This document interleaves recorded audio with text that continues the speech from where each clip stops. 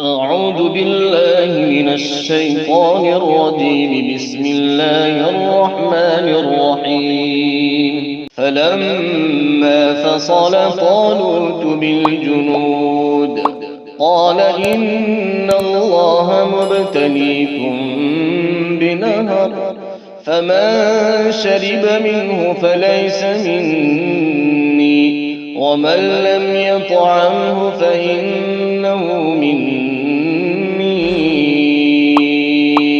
إلا من اغترف غرفة بيده، فشربوا منه إلا قليلا منهم.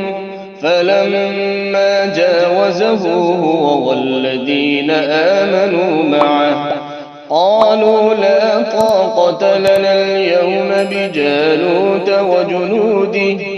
قال الذين يظنون أنهم ملاقو الله كم من فئة قليلة غلبت فئة كثيرة بإذن الله، والله مع الصابرين.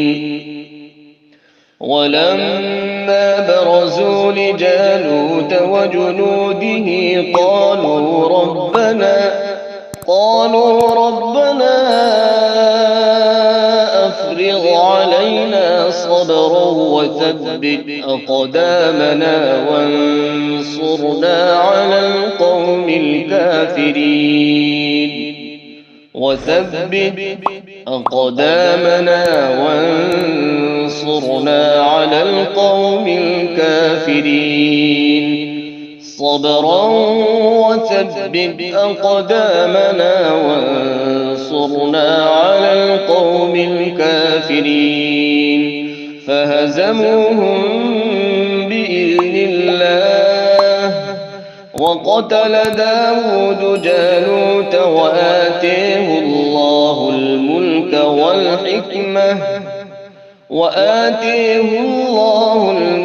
والحكمة وعلمه مما يشاء. ولولا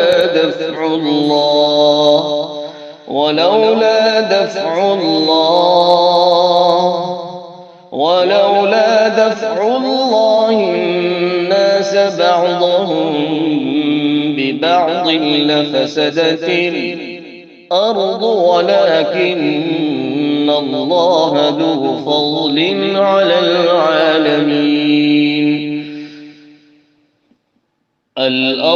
ولكن الله ذو فضل على العالمين.